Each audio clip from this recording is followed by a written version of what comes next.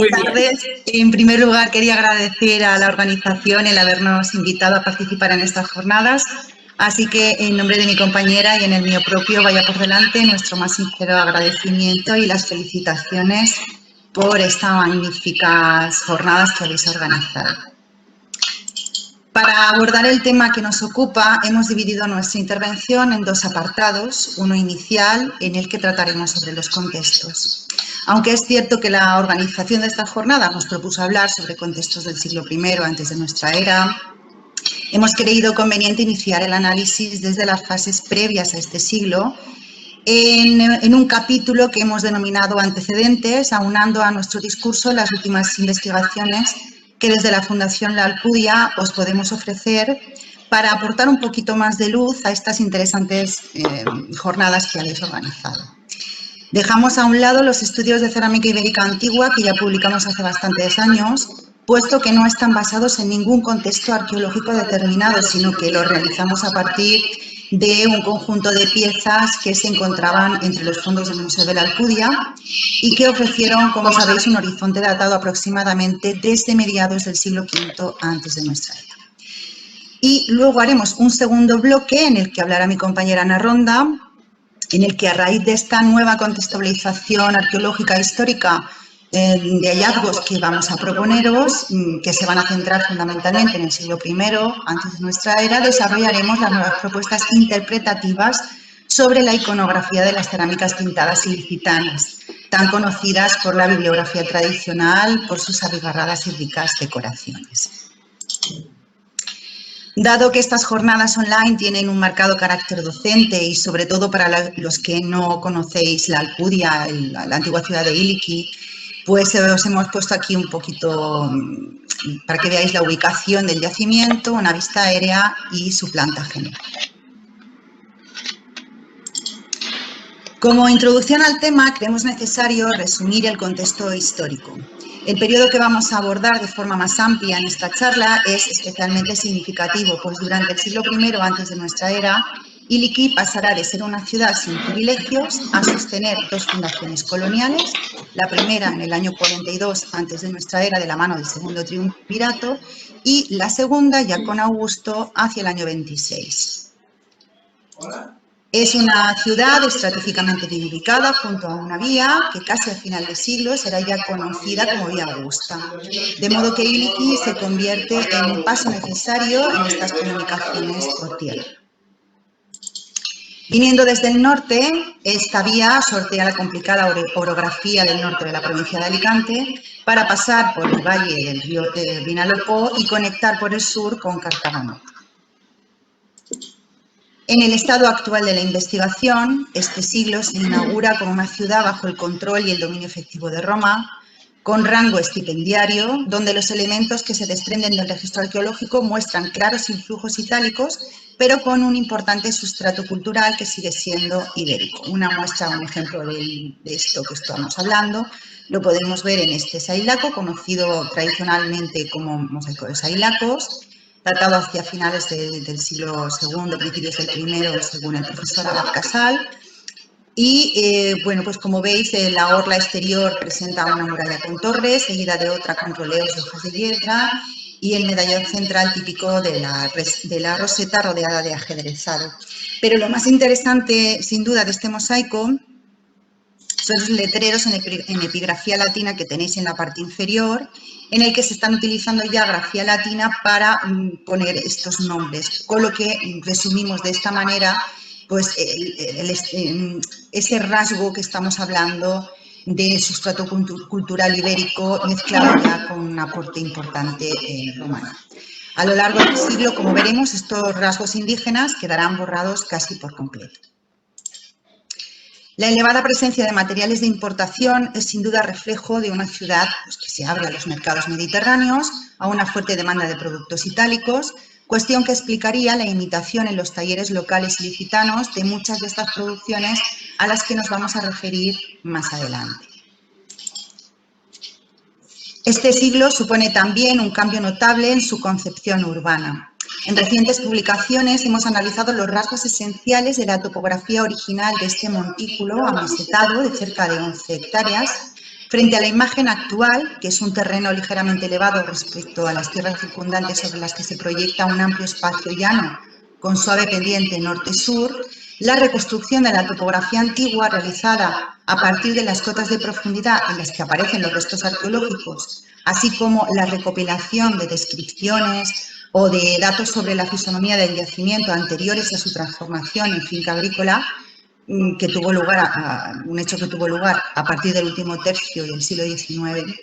pues descubrimos ahora unos límites, unos contornos ligeramente distintos y una depresión central o vaguada que dejarán resalte sobre elevados los frentes este y oeste de la meseta.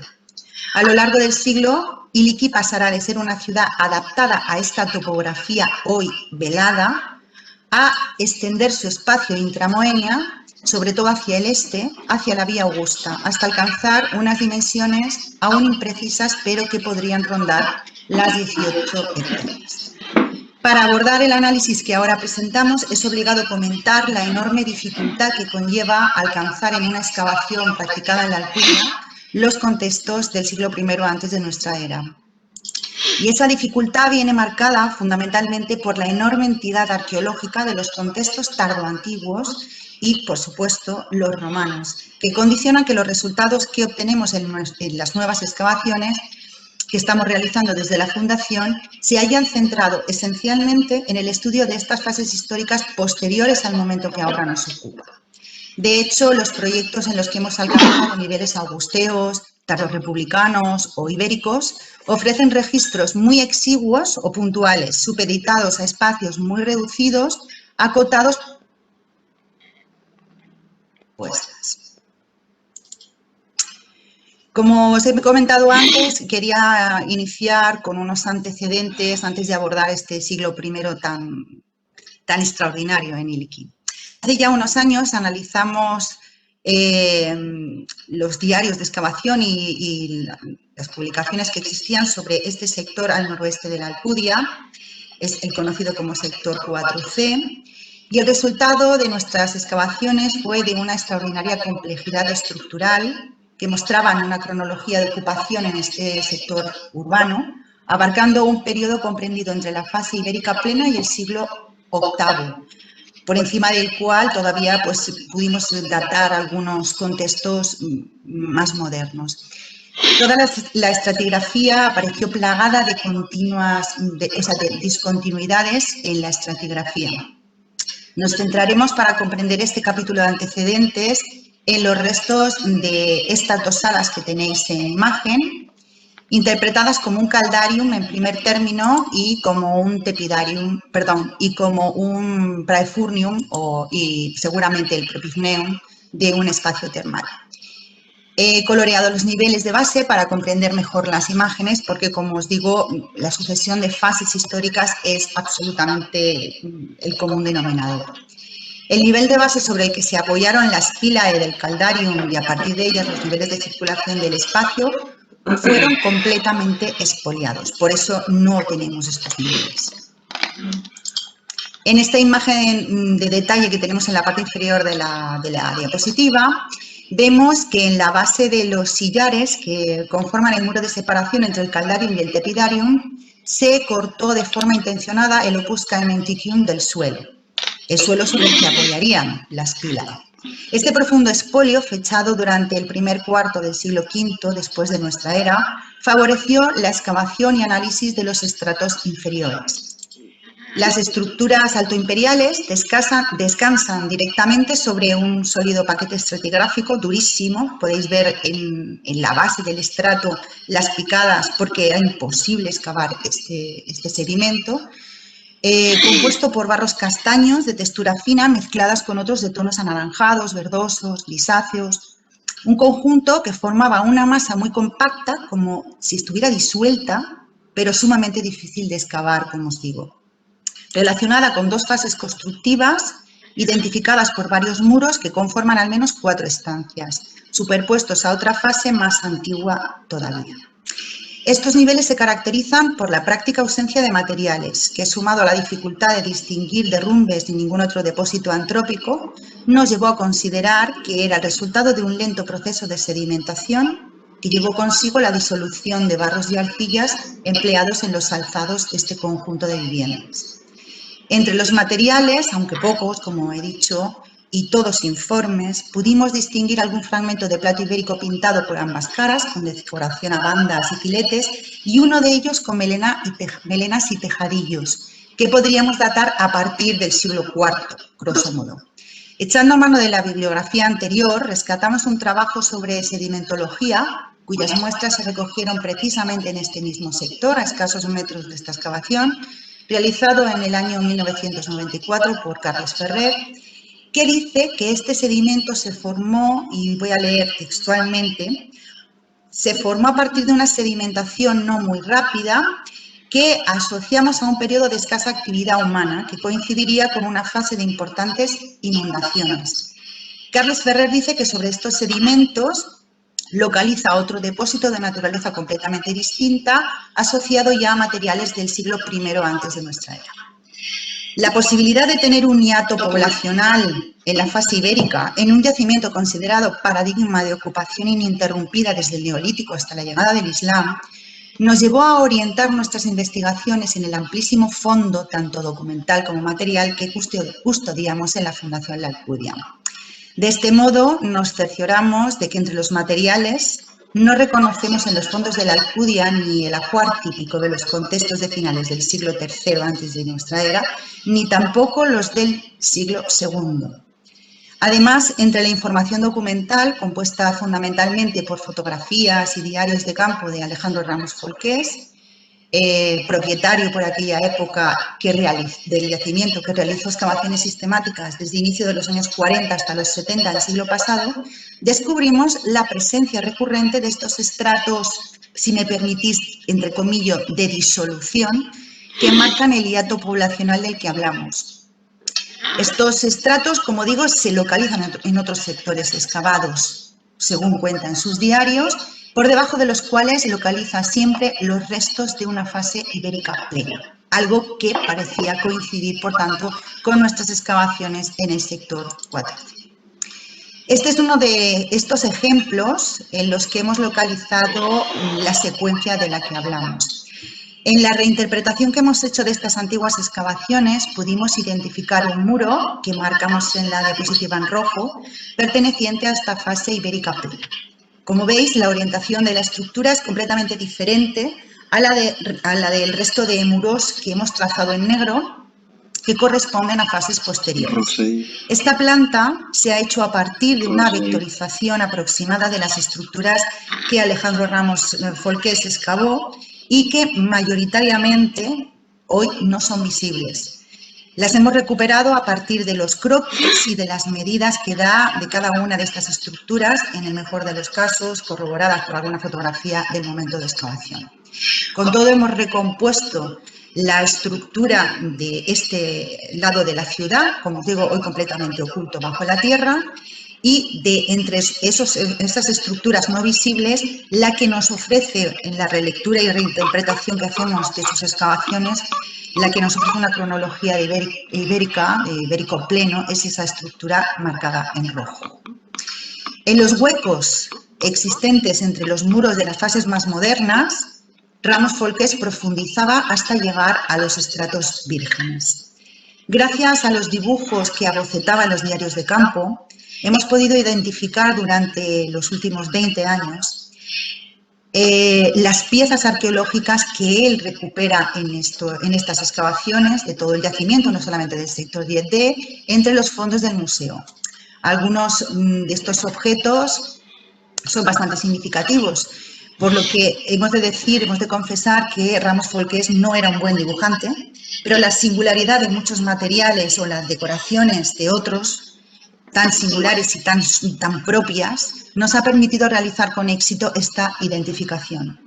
En cambio, es importante resaltar que rara vez esto es posible con piezas de importación, salvo que tengan una marca o una rotura significativa, ni mucho menos con producciones que no le parecieron seguramente tan atractivas, como son las producciones de cocina, las ánforas o vajilla de mesa sin decorar, que normalmente no aparecen reflejadas en los diarios antiguos y cuando lo hacen, pues no se pueden identificar con tanta facilidad y por eso van a quedar ausentes en la recuperación de estos contextos que os vamos a presentar.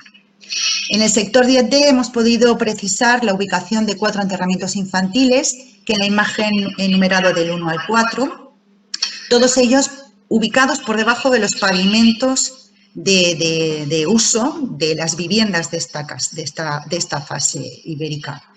Los contextos de aparición son los siguientes. El enterramiento 1 está cubierto por un fragmento de ánfora y asociado a cerámicas geométricas y a un ática. El 2 en el interior de una urnita de cocina, junto con una llave de hierro y cerámicas geométricas. El 3 en el interior de una urna decorada que tiene la fotografía identificada con la letra C, y el 4 cubierto con losas de piedra. Como veis, cada uno de estos enterramientos infantiles tiene un contexto diferente en cuanto a su formación, pero todos ellos nos dan una imagen bastante global de cómo sería, digamos, los enterramientos infantiles en ese poblado hoy no visible ibérico de la Alcudia. Con el número 5 indicamos la aparición de varios objetos significativos, como el calazos de cuello estrangulado que tenéis en la imagen, en la parte superior, como ven, que aparecieron, según dicen los diarios, junto a áticas de barniz negro, fragmentos de un quilis que dice de barniz negro al exterior y rojo al interior, por lo que lo podemos identificar o bien con producciones púnicas o con áticas de baja calidad. Un vástago con forma fálica, fíbulas Laten 1, cuadrado grupo 3 del siglo IV y un fragmento de plomo. Por encima de estos niveles de la fase ibérica plena, suele ser habitual encontrar, mencionado en los diarios, el comentado sedimento de inundación que marcaría el abandono del asentamiento hacia una fecha que podemos estimar hacia el último tercio del siglo III antes de nuestra era. Insisto, nosotros no hemos excavado directamente estos contextos, los hemos buscado a raíz del descubrimiento que nosotros teníamos en el sector 4C, pero que sorpresivamente pues no es un unicum, sino que parece que también se ubica en otros lugares del yacimiento, y Atus, que además se corresponde, como hemos dicho al principio, con la práctica ausencia de materiales de finales del siglo III y de buena parte del siglo II entre los fondos conservados en el Museo de la Alcudia, los fondos materiales. En aquellos sectores en los que las interfaces constructivas de la siguiente etapa en la que vamos a entrar, la siguiente fase, no seccionaron la estratigrafía anterior, encontramos que sobre este sedimento de inundación se construye una nueva ciudad, caracterizada por una reticular regular, con una orientación y alineamiento completamente diferente al de la fase ibérica, a la que se ascriben diferentes estancias en el sector 10D, que de nuevo os vamos a poner como ejemplo. La fecha de construcción de esta fase se determina gracias al hallazgo por debajo de uno de los pavimentos, que hemos numerado el lugar exacto como número 1 en la imagen, de un enterramiento infantil de nuevo. Pero en esta ocasión el neonato aparece en el interior de una ánfora tipo campamentos numantinos C911, por lo que proponemos una datación de finales del siglo II antes de nuestra era, quizá relacionado con esos ritos fundacionales de una nueva ciudad, como ya nos comentó Albert Rivera ayer. Animadas por este proyecto de recuperación de la información de antiguas excavaciones, hace unos años practicamos en el mismo sector, en 10D, una serie de sondeos en la zona para confirmar los datos que teníamos los diarios y también resolver muchas dudas que nos dejaban en la interpretación. El resumen o la suma de ambas informaciones, nuestras excavaciones recientes y la relectura de los diarios, confirmó que en esta fase los materiales arqueológicos suelen aparecer de forma abundante en el registro, con un potente estrato de abandono y colmatación, probablemente repentino, compuesto por cenizas, restos carbonizados de vigas de madera, semillas, que se mezclan con el colapso del derrumbe de todas estas estructuras que datamos entre finales del siglo II o principios del siglo I como momento de fundación, y que no podemos precisar exactamente hasta dónde llega, pero más o menos hacia mediados del siglo. En algunas de las instancias se recuperaron conjuntos de materiales de especial interés. Pongamos algunos ejemplos. En el punto 2 aparecieron varias piezas metálicas, algunas de carácter bélico militar, como el vástago de Pilum, un pugio o puñal bilobular, estudiado por nuestro compañero Lorrio, un cuchillo, varios proyectiles de onda plumbeos, una pala de hierro, dos pesas circulares de bronce, junto con contrapesos periformes de broma, póndera, etcétera, mezclados todos con cerámicas del estilo ilicitano I. La datación de este conjunto podría circunscribirse a una fecha comprendida entre las guerras sertorianas o las cesariano-pompeyanas, es decir, nos movemos entre el 75 mediados de siglo. En cualquier caso, nos aproxima a un contexto bélico anterior a la primera de Ductio, que, como decíamos al principio de la charla, se fecha en el año 42 antes de nuestra era. Fundación colonial, posiblemente realizada, como ya publicamos hace años, como consecuencia de precisamente estos acontecimientos bélicos. Un área de especial significación en estos ambientes probablemente convulsos se documenta en el punto 3, donde Alejandro Ramos exhuma importantes cantidades de cenizas mezcladas con fragmentos de bronce, proyectiles de onda en racimo y numerosas escorias. Y él mismo ya interpreta esta área como una posible área de fundición. Pero, sin duda, uno de los espacios más conocidos por la bibliografía tradicional se ubica en la zona noroeste del sector 10D, donde se registró una enorme fosa de forma ovoide, que marcamos como punto 7, y una estancia cuadrangular, el punto 8, presidida en su centro por una estructura de cantos rodados trabados con barro que forman una plataforma interpretada como un altar. En la interfaz negativa del norte, de casi 3 metros de amplitud, encuentra en el relleno tierra suelta, piedras abundantes, ánforas fragmentadas, varios recipientes de cerámica común, como el tonelete de la fotografía B, calenas tardías que hemos podido recuperar y datar entre el 90-80 y el 40-30 antes de nuestra era, y un cráneo humano. Respecto a la estancia inmediatamente al sur de este depósito votivo y justo encima de la estructura, la mesa o altar o como lo queramos interpretar, se encontró un cimiaterium de cerámica con forma de toro recostado, con asa trasera y orificios en el dorso. Por el resto de la estancia, en parte pavimentada con un suelo de adobes que Alejandro Ramos no llega a identificar y que en nuestras excavaciones recientes sí los hemos podido identificar claramente, aparecen los vasos decorados del estilo ilicitano I, como este gran pizos con representación de un jinete, en la foto C,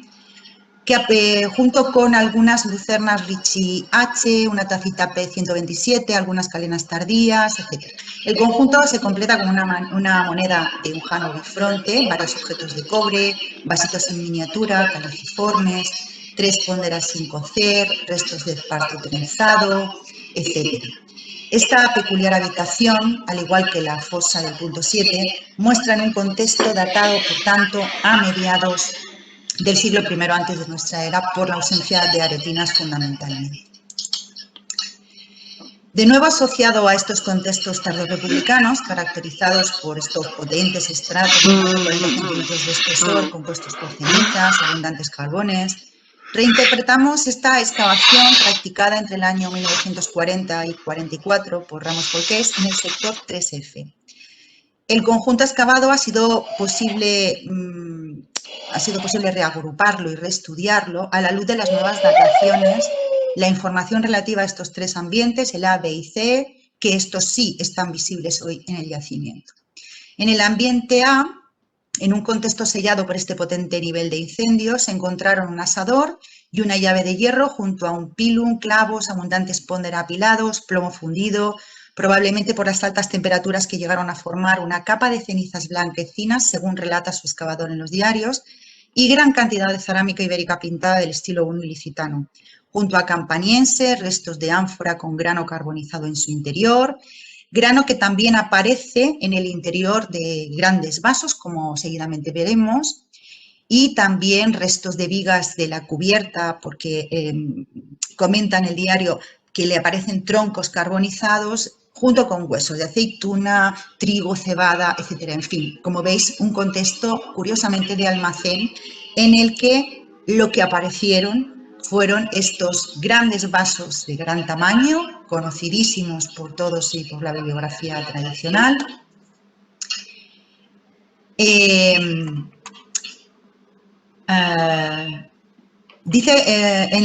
los diarios se menciona que algunos de los fragmentos de estos vasos se recuperaron a más de 15 metros de distancia unos de otros, cuestión que da idea de la explosión de algunos de estos recipientes que contenían grano debido a las altas temperaturas del incendio.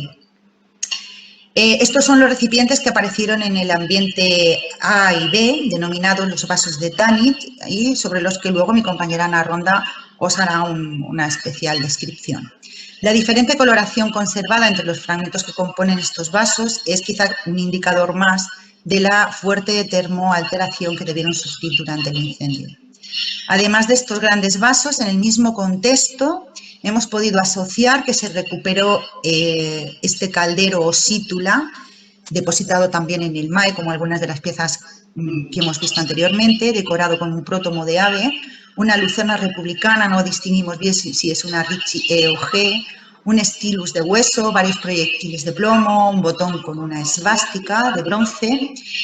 un vástago con cabeza de ánade, un mango de copa de bronce. En el ambiente B, como digo, localizamos fragmentos de estos vasos descritos y en el C, mezclados también con el potente estrato de cenizas, encuentra lo que nos ha permitido datar el contexto.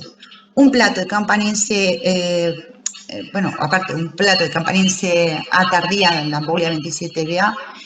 y con estampillas y que se data entre fines del 2 y el 50, pero lo más significativo han sido los dos fragmentos de aretina de barniz negro con sello de Afranius de los talleres de Arezzo, que se datan entre inicios del 1 y el 40, pero curiosamente algunos de estos talleres comienzan a fabricar simultáneamente recipientes tanto en barniz negro como en rojo, según publicaron Principal y Rivera, y una de nuestras piezas, un pie de Conspectus, es típico de las primeras producciones realizadas en barniz rojo, dato que nos sugiere una fabricación hacia estos momentos de mediados del siglo. Este hecho queda bien corroborado por la presencia de los sellos, ya que el taller de Afranius produce recipientes en ambos barnices, tanto negro como rojo, en una cronología revisada por Moraes y también por Rivera entre los años 50 y el 30-25 antes de nuestra era. Horquilla cronológica que proponemos para fechar la amortización de estos grandes vasos y de todo este conjunto. Junto a estos recipientes se encontró también un fragmento de terracota policromada con la representación de una cabecita de un toro, un amuleto fálico o fascinus de marfil, una lámina de plomo, piedra afiladera, etc., que hemos podido identificar en los fondos del museo. La fase tardorrepublicana se encuentra sellada por un nuevo estrato que en los diarios de excavación nunca se identifica, pero que sí que lo hemos podido distinguir con claridad en nuestras excavaciones, en el estudio estratigráfico que hicimos reactivando los perfiles de las antiguas excavaciones. Esta nueva fase se encuadra entre mediados del siglo I antes de nuestra era y la época de Augusto y, por tanto, asociada a una de las dos promociones coloniales de la ciudad. No podemos precisar si es la del año 42 o la del año 26 antes de nuestra era. En la imagen hemos coloreado los muros, las estructuras que sabemos que se van a asociar, que se van a construir a partir de esta nueva fase, es decir, con una de las dos fundaciones coloniales, probablemente la primera, pero no descartamos, como digo, que también durante la segunda. Esta nueva ciudad, construida sobre las ruinas provocadas por ese potente incendio del que hemos hablado de mediados del siglo I, se ha podido identificar también en otros sectores, como digo, de la Alcudia, gracias a los depósitos de materiales numerosísimos y singularísimos que tiene la Alcudia. En el sector 10D podemos hablar, en primer lugar, en el plano numerado como punto número 1, un depósito fundacional. Se trata de una urna de cocina que aparece en una fosa circular que contenía una calena tardía Lamboria 10, una tesera lusoria, inscrita por sus dos caras mayores, en la que se lee Pernix y en el anverso el numeral 17, con un orificio en el extremo para ser portada como colgante, un ungüentario cuadrado B6, dos monedas que no hemos podido identificar por los calcos que están mal hechos en los diarios, un platito y un vaso en miniatura. Un pequeño disco de plomo con incisión circular y fusayolas. La interfaz negativa del depósito, por su interpretación a partir de los diarios de campo, podría datarse en una fase preaugustea con fechas cercanas a la primera deducción, es decir, hacia el año 42. En el punto 2 exhuma otro depósito fundacional con una horna de cocina con tapadera, pero no la hemos podido reconocer ni sabemos tampoco qué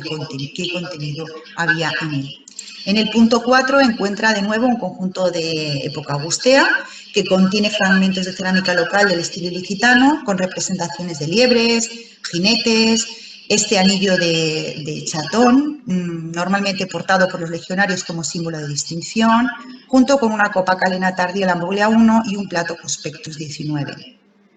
Y en los puntos 5 y 6, también datado en época augustea, localiza imitaciones de paredes finas Mayet 10 en cerámica local, junto a una calena tardía Lambruglia 3, campaniense C con letras latinas incisas, un asa de lucerna de barniz rojo Dressel 2 y unas paredes finas de Mayet 21. Pero sin duda el descubrimiento más destacado de esta fase augustea en 10D, tanto por la calidad de las piezas como por su abundancia, se localiza en el punto 7. Se trata de una interfaz negativa de tendencia circular que contenía una urna de cocina con cáscara de huevo, huesos de pollo, fragmentos de sigilata sin especificar su forma ni su producción y una llave de hierro. Junto a esta interfaz circular hay otra que ocupa un área mucho mayor, de forma oval, el número 8. En su interior se recuperaron varios recipientes decorados del estilo ilicitano, como un fondo de plata con la representación de una cabeza de perfil, un cáliz de pie alto, imitaciones de Mayet 10, bueno, en fin, todo lo que estáis viendo en imágenes, recipientes de cerámica gris imitando formas de campaniense, cerámicas comunes, platitos de aretina arcaica, con sellos de Mesenius, cuencos de aretina, Prospectus 13.1, con sello de Lucius Petius, un Catilus Prospectus 2.2, platos de barniz anaranjado claro y mate, en fin, presigilatas y calenas tardías con defecto de cocción. 3 lucernas Ricci F y 2 de ellas con tema mitológico de cronología augustea, varias cabecitas femeninas de terracota pintadas, pónderas, etc. Algunos de ellos con relieve y sello como el que tenéis en imagen. Junto a estas fosas votivas se esparcen numerosos objetos que quizás formasen parte también de un simposium o celebración más completa y más compleja que mi compañera Ana os relatará más tarde. Entre ellos destaca pues eso, producciones de cerámica local como el vaso conocido como la bailarina, junto con pues, imitaciones de Mayet 3-10 con motivos estilizados o sin decorar, con letras latinas pintadas en rojo, platos grises que imitan Lambruglia 5-7, básicos geminados, campanienses, en fin, todo un conjunto extraordinario, junto con un semis de Iliki. En la Alcudia siempre corre la broma de que nunca falta la moneda para datar los contextos, pues aquí en estos contextos de este depósito tenemos un semis de Iliki datado en el año 12 antes de nuestra era. Esta misma cronología augustea la tienen las formas que vimos al principio, las cosas, perdón, que tienen las cosas que vimos al principio de la charla en el sector 4C, resultado de recientes intervenciones. Los materiales de relleno pegan entre sí, por lo que sabemos que ambos vertidos, los de las dos fosas, debieron realizarse en un mismo momento. Estas fosas se datan hacia el cambio de era o incluso en los primeros años ya del siglo I después de Cristo, por la presencia de terras sigilatas itálicas, por algún plato Erlinger 12.2 o un bol del tipo 13.3. Entre los materiales que se amortizan destacamos esta cabeza de sirena, realizada en arenisca local, que sin duda formó parte del nutrido grupo estatuario de la fase ibérica antigua que caracteriza el yacimiento. Este fenómeno de reempleo o amortización de las esculturas ibéricas o altorrelieves ibéricos se observó también en una fosa de expolio que alteraba un tramo de la muralla augustea hasta dejar al descubierto parte de las piedras de su cimentación, donde se reaprovechó este fragmento con faldeguín y arranque de las piernas de un guerrero ibérico como parte de esas piedras de la base de la muralla. Para finalizar mi parte, comentar que otro de los proyectos que hemos iniciado desde la Fundación en los últimos años, está todavía en fase de estudio, es el relativo al análisis e identificación de las cerámicas locales ilicitanas. Este proyecto está financiado por el Vicerrectorado de Investigación y Transferencia de Conocimiento de la Universidad de Alicante y en él participan miembros del Departamento de Agroquímicas, Bioquímicas y también de Geología de la misma universidad. En la gráfica podéis observar que tanto los picos como los valles son bastante idénticos, coincidentes o al menos parecidos, certificando que el estudio que hemos realizado hasta ahora en un amplio conjunto de diferentes cerámicas, que de visu aparentemente parecen distintas o con matices, son en realidad producciones realizadas en talleres ilicitanos, por ahora no identificados en el registro arqueológico. Sabemos que se están utilizando pastas extraídas del Vinalopó. Las cocciones de estos vasos son oxidantes y aunque tradicionalmente se ha dicho que estaban elaborados en hornos que alcanzaban fácilmente los 1000 grados centígrados, dando como resultado cochuras de una calidad extraordinaria que producen al tocarlas un sonido metálico, al golpearlas, los estudios que estamos llevando en curso ahora apuntan la hipótesis o la posibilidad de que las producciones ilicitanas tengan una mezcla de arcillas locales, como digo, del Vinalopó, con otras traídas de Agost, una localidad que dista unos 30 kilómetros de Elche, y esta amalgama entre las arcillas locales y las arcillas de Agost favorecen que las producciones de estas calidades se puedan hacer con hornos a menos de la temperatura que se ha dicho siempre, y de hecho las pruebas que hemos hecho en hornos actuales nos permiten conseguir ese sonido metálico con una temperatura de entre 500 y 800 grados centígrados. Ya os digo que esto está en estudio y no sé, veremos los resultados que ofrece en definitiva.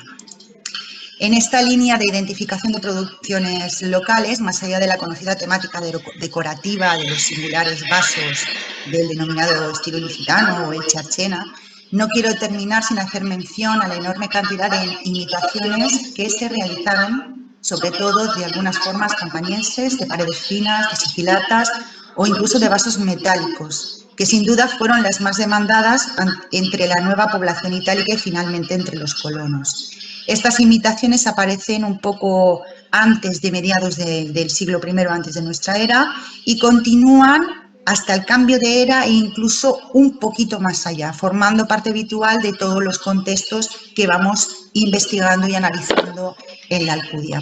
Estas imitaciones de los alfares ilicitanos, aunque responden a una demanda de una sociedad romana, impulsada por las dos deducciones de veteranos del ejército que come, bebe y vive como un romano, independientemente de su lugar de procedencia, es sin duda una tradición continuista local en cuanto a la técnica, a los acabados y al empleo de la pintura como un apoyo fundamental a la hora de elaborar estas imitaciones. Es decir, la pintura, aparte de la reproducción de la forma, forma parte del hecho imitativo. Las formas más comunes que vamos a ver en el registro de la Alcudia van a ser las imitaciones de la Mayet 3B, de la Mayet 9, de la 9A, pero sobre todo de la Mayet 10, de la que tenemos un nutrido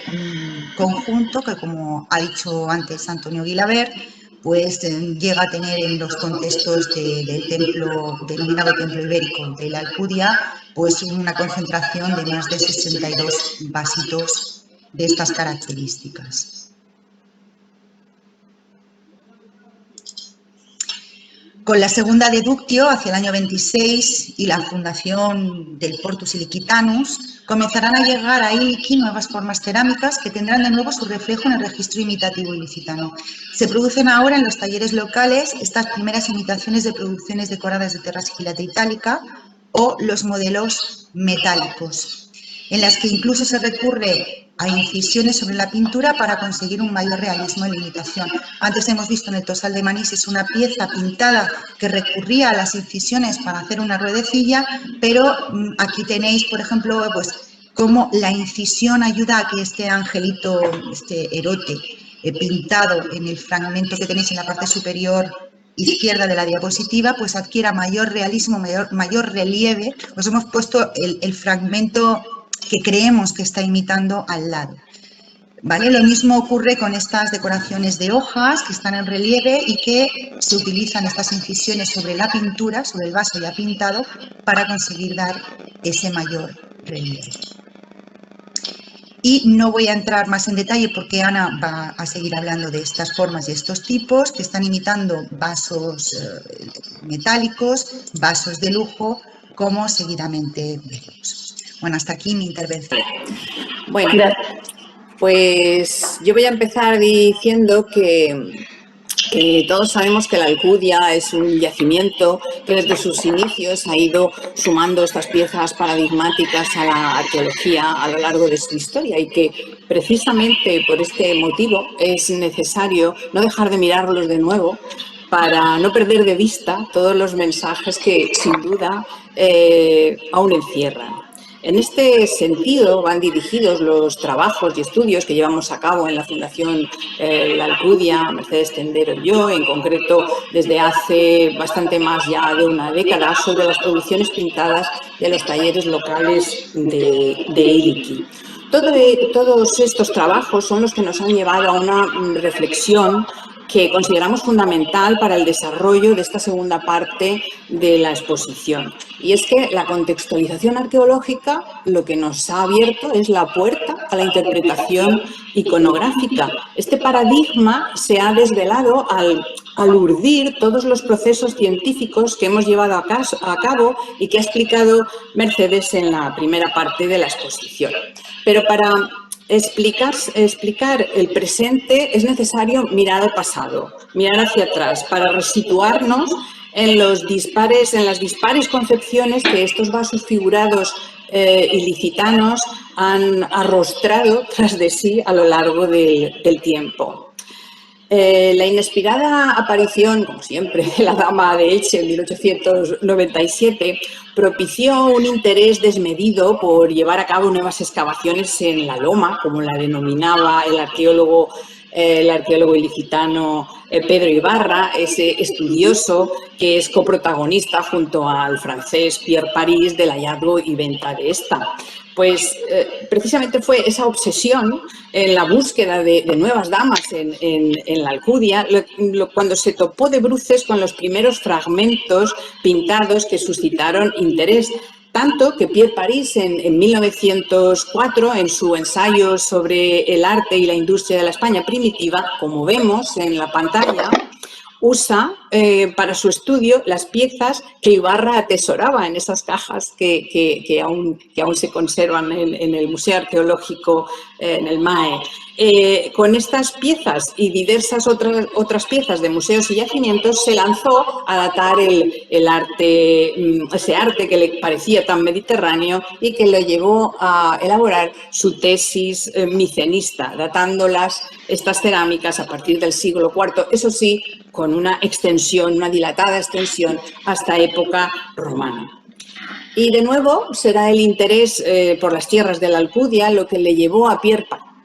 Paris a un acuerdo con el nuevo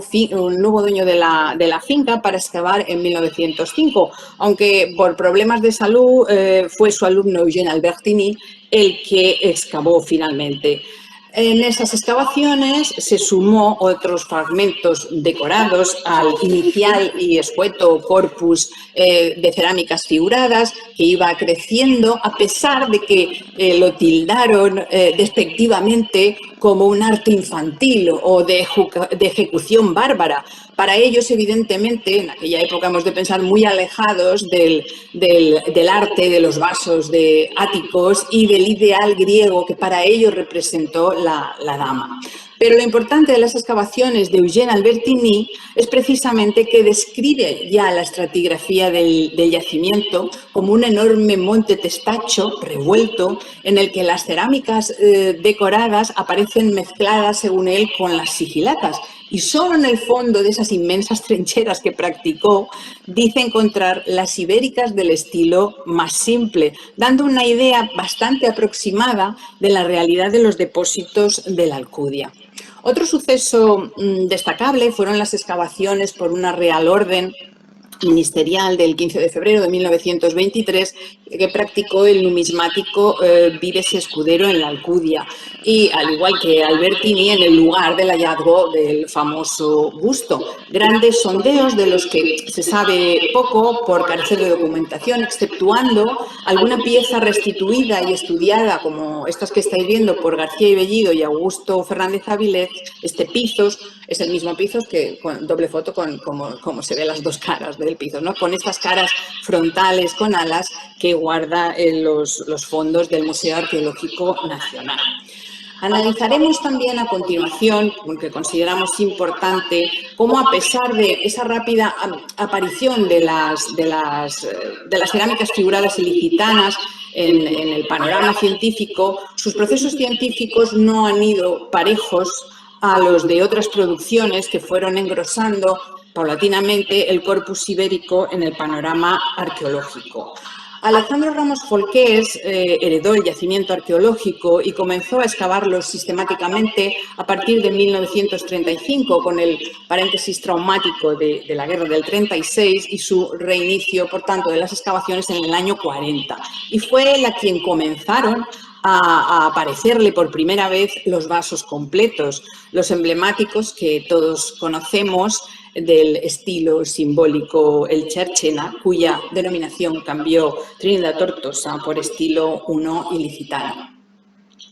Mientras Borja Pera, con su publicación El problema de la cerámica ibérica de 1915, descartó definitivamente la extemporánea tesis micenista de Pierre Paris y declaró finalmente que la cerámica ibérica era un arte de producción autóctono, sí que es cierto que lo relacionó por su aparición con cerámicas áticas en algunos yacimientos como un arte del siglo V. Será más adelante cuando, a partir de la década de los 40, que es precisamente cuando Ramos Folqués empieza a excavar en la Alcudia, cuando continúan,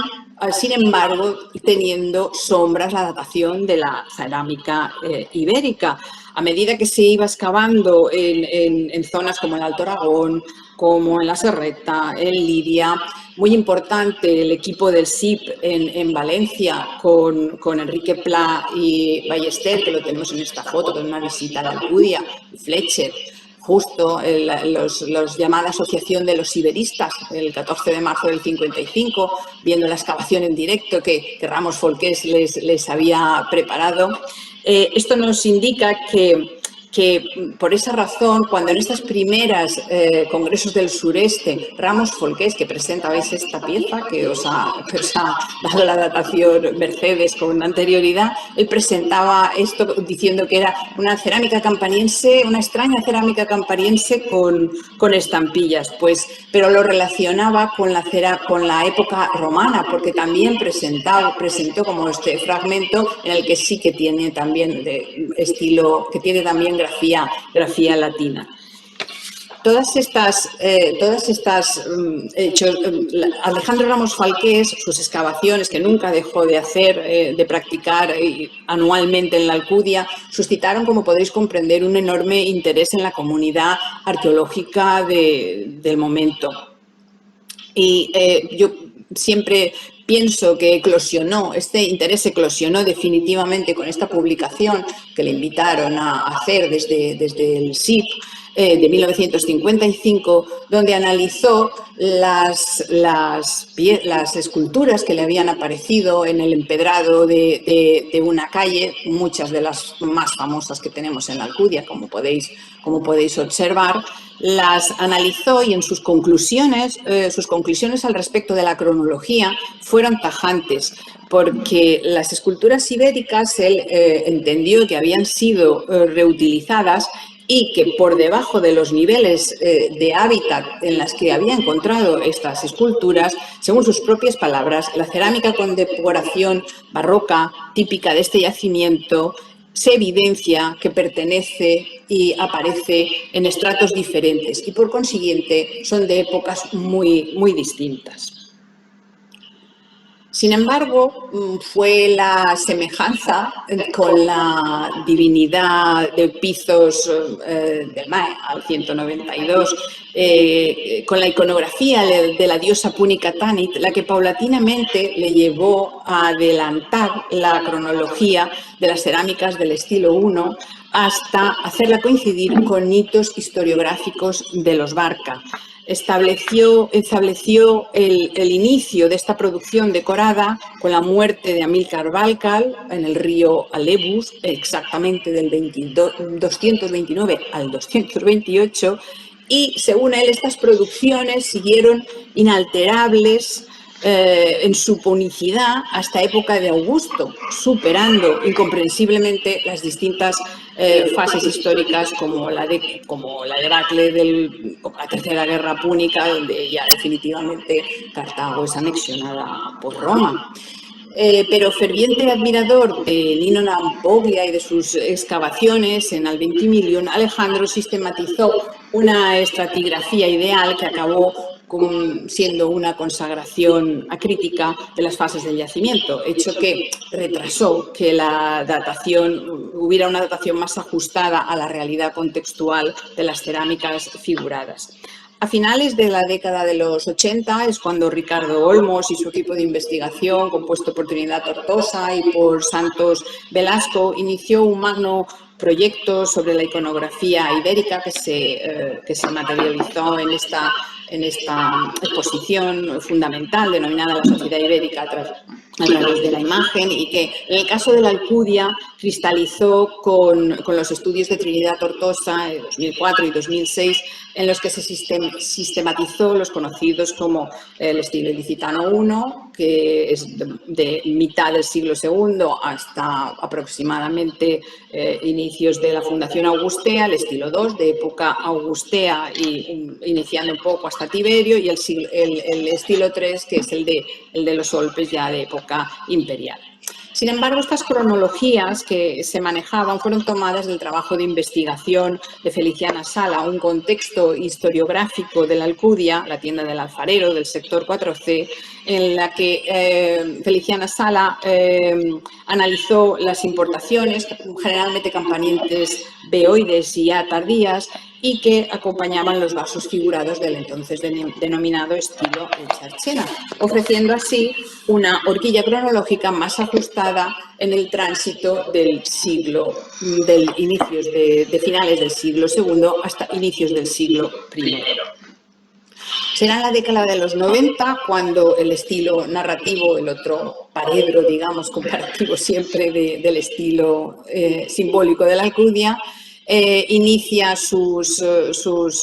reestudios de las antiguas excavaciones del SIP, y el aporte de nuevo material contextual afianzó esos procesos de investigación para determinar una cronología concreta en este estilo figurativo desde el tercer cuarto del siglo III a.C. hasta casi a la segunda mitad del siglo II. Pero existió en la Alcudia un estilo narrativo como el de Liria. Lo cierto es que los paralelos contemporáneos entre la iconografía vascular de la Alcudia y la edetana en ese mismo momento cronológico, a lo que nos lleva directamente es al conjunto de materiales procedentes de una tumba principesca cercana a la Alcudia, que fue una urgencia del año 2000, una cremación donde destaca este Pizos denominado de los ciervos y las ciervas, en donde hay representación humana, animal y vegetal, apareciendo también junto a campanienses antiguas, calazoid de cuello estrangulado, lucerna richide, así como un pebetero de la diosa Tanit, que es una tumba paralela junto a otras, pero paralela a una encontrada en la Escuera de finales del siglo III, que es fecha de desaparición del poblado de la Escuera, precisamente. El rastreo de estos materiales en los fondos de la Alcudia, materiales semejantes iconográficamente, nos ha llevado a encontrar pues, estas piezas como este fragmento que Alejandro denominó pintados a animales a tinta plana, y otros como estas especies como de cangrejos que también vemos en el vaso de Hacienda Botella, incluso estos fragmentos que podrían corresponder a este tipo de representaciones con roleos vegetales. Estas piezas le aparecieron a Ramos Folqués en el que él denominaba nivel F, nivel ibérico, como estas, aquí con esta foto de la excavación, de cómo él se organizaba sus estratos. Y también lo recuperó en otras zonas como el sector oriental, lo que él denominaba la muralla púnica, donde los niveles inferiores al hallazgo de la escultura de la Leona recuperó todos estos materiales, estos pisos de tendencia globular con motivos geométricos y semicírculos y melenas, estas tapaderas cónicas,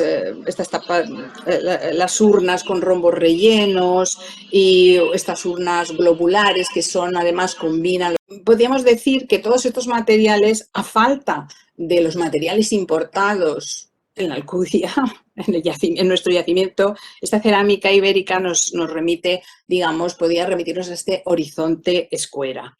Una mirada a los vasos edetanos decorados nos acerca de nuevo a estos motivos figurativos de Hacienda Botella, donde, por ejemplo, pues vemos este ciervo semejante a estos cérvidos de aquí, estos elementos vegetales parecidos a estos, y bueno, una tipología basaria más semejante, evidentemente, al momento Liria. Esto sería lo que se estaría haciendo en la Alcudia en estas épocas. Por lo tanto, en síntesis, podríamos decir que el statu quo de la investigación de estas dos expresiones que la historiografía sobre los estudios ibéricos quiso comparar, aclara que distan mucho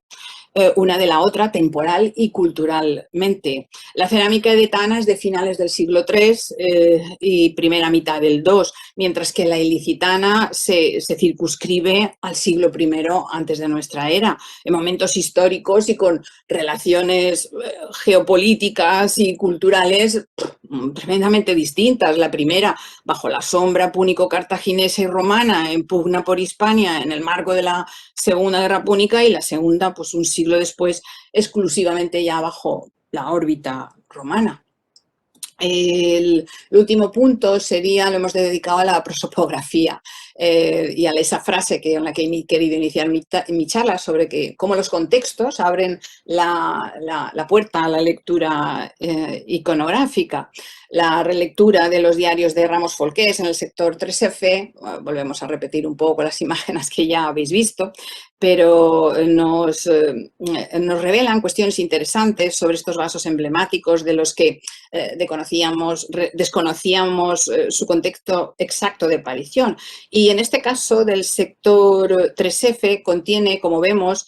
un porcentaje elevado de vasos de temática helenizante. Algunos de ellos de gran tamaño, como el Oenocoe, el Cálatos y estos dos pisos decorados con figuras femeninas, a los que les acompañan estos vasos importados de cronología cesariana que ha explicado Mercedes. En este ambiente campamental y cultural, estos vasos de gran formato que comparten una iconografía religiosa nos remiten a su posible uso como contenedores de las primicias, como ya apuntó en su día Trinidad Tortosa. Vasos de encargo de gran tamaño con temas dedicados a los ciclos agrícolas como los celebrados en Eleusis, en honor de la dualidad de las diosas Demeter y Coré. De ahí que propongamos la identificación de estos dos famosos rostros frontales, bueno, uno más que otro, este es el más conocido y este menos, que emergen bajo las alas como este rostro juvenil puede que corresponda a Coré Perséfone, brotando además de la tierra fértil, con esta pequeña hoja en el cuello, en ese ciclo primaveral, y el menos conocido, que es este que os comentaba, que pudiera corresponder a una mujer ya adulta con esos ojos grandes almendrados. Del mismo modo sucede con el Oenocoe, donde ambas diosas aladas son testigos del sacrificio de un lechón, ofrenda por excelencia, dedicada a ellas en las conocidas como tesmonforias. Es importante la recuperación de las fotografías y calcos originales para saber realmente qué alcance tuvo y ha tenido, sigue teniendo, la recomposición iconográfica que se hizo en las restauraciones anteriores. De ahí que no podamos distinguir en el cálatos de no podemos distinguir, como sí hemos distinguido en el cálato de las peponas, la morfología del rostro de una de las diosas. Vemos aquí perfectamente que esta diosa que se ha restituido su cara, como vemos en la anterior diapositiva, este está restituido, pero vemos aquí la foto de cómo está realmente la pieza. Digamos que pues esto no lo podemos saber. Continuando con esta temática de los ritos eleusinos, que eran eminentemente agrícolas y estacionales, de ahí la costumbre de guardar el grano en pízoi, en elementos, en piezas grandes. Esto iba emparejado a unas procesiones, unas festividades que daban pie a unas procesiones mistéricas. Estas procesiones mistéricas, había jóvenes procesionantes que iban desde Eleusis a Atenas, portadores del kernos, portadores del kernos, elemento que también nos aparece en la Alcudia, decorado además con el propio rostro de la divinidad y rodeado de esa naturaleza, esos animales, esa naturaleza vivaz y exultante en honor de, pues bueno, de ese momento de reaparición de la primavera y de la renovación del ciclo vital. Hay un tema que nos ha interesado y que le hemos seguido la pista, que es las retículas. Nos fijamos en los conejos en la Alcudia, casi siempre sus cuerpos aparecen reticulados, cubiertos por una retícula. Esta retícula también aparece en otros vasos como estos, como este, o en algunas interfaces de algunas figuras. Aquí, por ejemplo, hay una ánfora y debajo está esta red. Si nos remitimos y seguimos con el discurso que veníamos diciendo, vemos como en este Pinax de Ninion, en Eleusis, que es del siglo IV, aquí se representan estos misterios eleusinos de los que vengo hablando. Aquí vemos la representación de Metericore, aquí vemos la representación del ónfalos, y justo es que el ónfalos siempre aparece cubierto por esta red. Esta red es la estémmata. La estémmata es la red sagrada que protege el ónfalos en Delfos, y que consideramos que quizás la representación de las retículas, que también aparecen en cerámicas italiotas y de la Magna Grecia, y que por supuesto aparecen posteriormente en la Alcudia, es posible que nos esté representando la sacralización de estos animales o de estos objetos en honor de las divinidades. Es más, siguiendo también la pista a esta especie de atuendo que llevan en algunos vasos, como el famoso vaso del héroe de la Alcudia, y otras piezas, como por ejemplo de los fondos antiguos, como esta pieza, o esta pieza del Museo de Elda, estos también, que son fondos antiguos nuestros. Veis que llevan una especie de tocado que nos recuerda a los tocados goyescos, ¿no? Es posible que si esas redes representan la sacralización de objetos o animales, estén representando a la sacralización de esos individuos que están compartiendo en momentos concretos de estas escenas litúrgicas que se representan en los vasos. El estilo 2 de Tortosa que se desarrolló en época augustea hasta el cambio de era aproximadamente, coincide con la fase ibero-romana del estrato de Ramos Folques. Esta diapositiva muy semejante ya la habéis visto, pero lo que os voy a comentar ya ahora es el significado de todo este gran conjunto, cómo lo hemos interpretado iconográficamente. Sabéis que apareció en 10D, es el lugar muy cercano al lugar de aparición de la dama. Apareció este pebetero del tipo guardamar, el pebetero de tipo más tardío. Luego aparecieron estas dos cabecitas que representan y son idénticas a unas cabecitas de la diosa Artemis, Bendis, de un santuario de Policoro en la Magna Grecia, dedicado a la diosa, a la tríada Artemis, Demeter, Coré. Vemos también que existe una insistencia prosopográfica en objetos de unas diosas, de estas diosas que tienen cabezas de caras de pájaro, ¿no? Son una divinidad con cara de pájaro. Y esta divinidad incluso vemos que Artemis en esta representación de la Casa Betty de Pompeya también efectivamente se nos presenta con esa nariz de tipo de pájaro y vestida ¿cómo? Pues vestida similarmente a como vemos a la propia y famosa bailarina, con el quitón corto, vestida a la griega, con el quitón corto, con el estéfanos cubriéndole la cabeza, una especie de velito que recogen aquí en la barbilla y que aparece además en los pizos de... Y posiblemente lo que lleva en esta mancha que lleva aquí se represente el nebris o esa piel de animal atada a la cintura que le confiere esa característica de cazadora, de Artemis y de Diana cazadora. La recuperación de los diarios también nos ha mostrado que estos dos vasos es muy posible que pertenezcan al mismo contexto, porque en los diarios de Ramos Folques marcaba perfectamente, y él además es que fue testigo de dónde estaban las excavaciones de Vives Escudero, y en los diarios de Ramos Folques decía: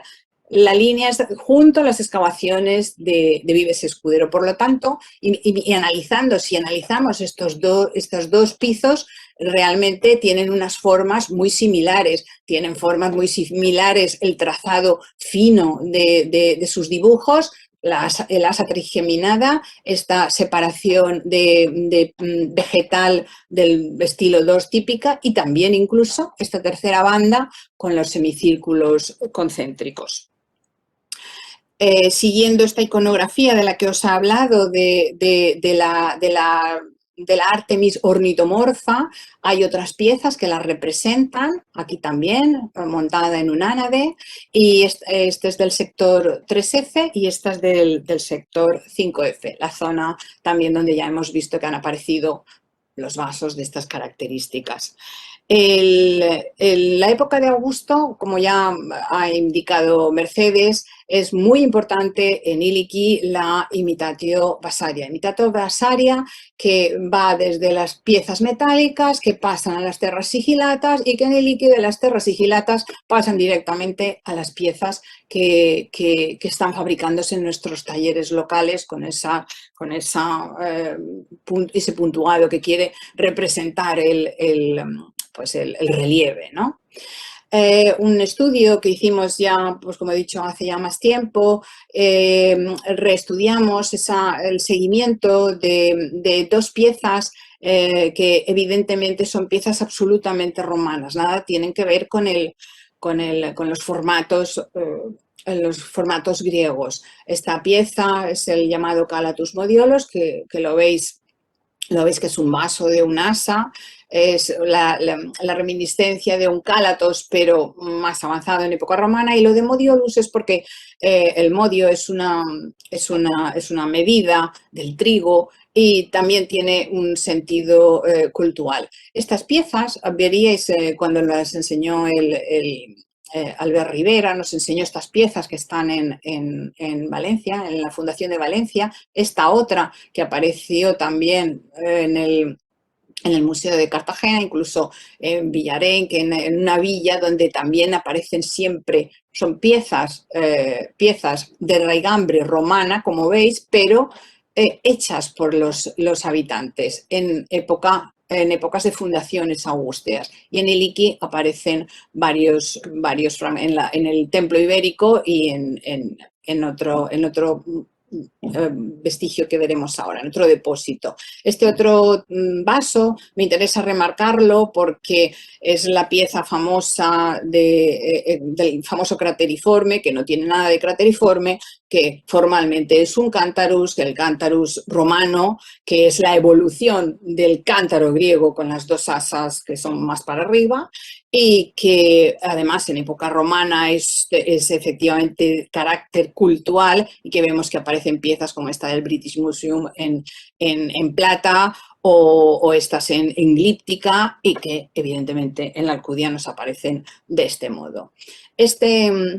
depósito votivo le apareció en 1988 a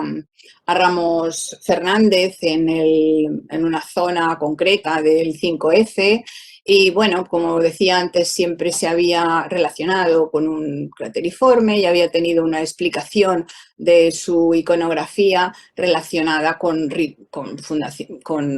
la fundación de la ciudad, por la aparición de esta diosa tan ilicitana, con esas caras que, si veis, también son las caras parecidas a los que os enseñaba de Vives Escudero, y otros dos personajes detrás que le seguían junto a unas serpientes. Lo importante en estas cuestiones es la recuperación del contexto arqueológico en el que apareció. Entonces, al recuperar el contexto arqueológico, las piezas, cuando estábamos montando el nuevo museo, pudimos ver finalmente todas estas piezas, porque algunas de ellas no estaban en el museo. Entonces, pudimos analizar los vasos, comprobar la tipología del cántarus, que esto era el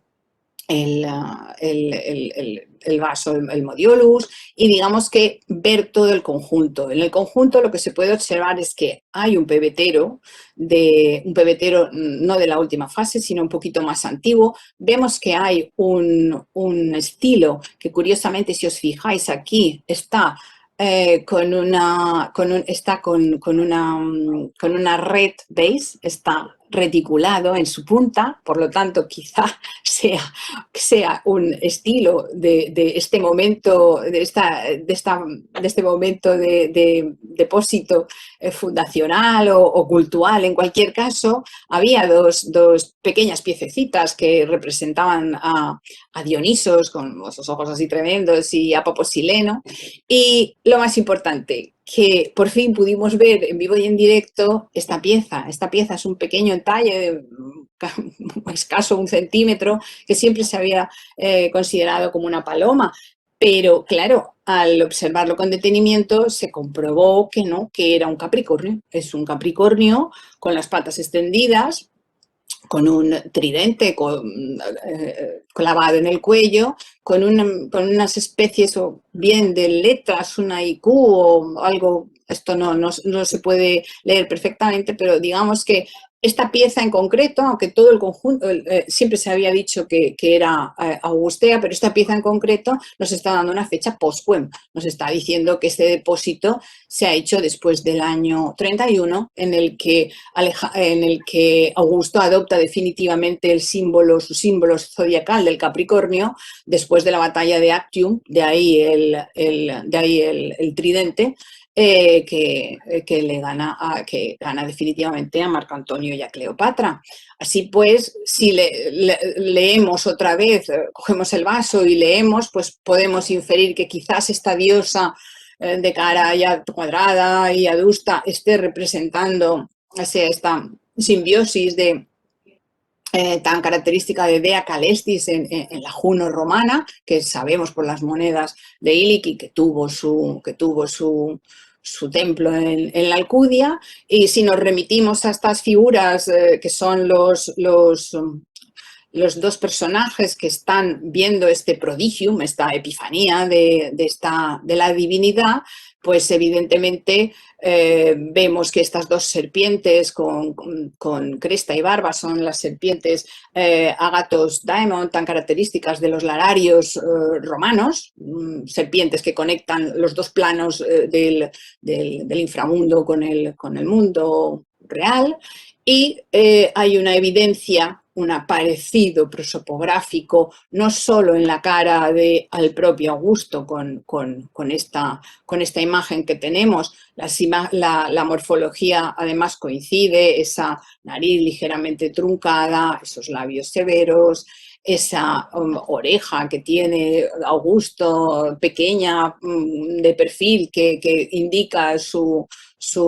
que tendría unas orejas más despegadas si se le mira de frente, y sobre todo y especialmente este tallito de aquí lo que está representando es el litus augustal, que era la máxima expresión de Augusto como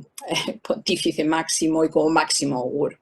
La descripción del personaje trasero es más complicada porque no coincide exactamente con nada que hayamos encontrado. Evidentemente, sí que el gorro que le cubre parece ser un gorro como de pelo. De ser así, podría ser un galerus. Los galerus son unos gorros de piel que llevaban los sacerdotes de un colegium antiquísimo, los sodales Titi, que además Augusto y Agripa, que le hemos puesto aquí, que sabéis que era su primo inter pares, que eran familias, y que Agripa es un personaje que está en las monedas en igualdad con Augusto, porque además es familia y es el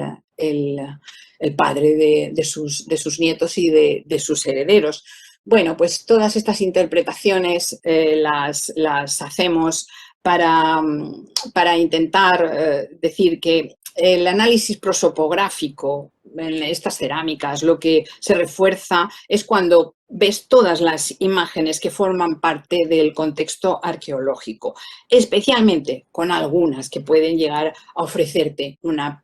fecha post-quem, como ha sido el caso del entalle del Capricornio.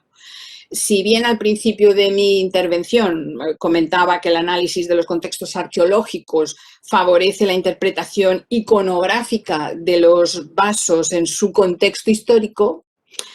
porque atienden a la demanda de esa sociedad itálica y plenamente inmersa en los gustos de Roma, el análisis de la iconografía, no debemos olvidar que también reafirma y da mayor solidez a los contextos arqueológicos. Bueno, y por nuestra parte nada más. Gracias por su atención.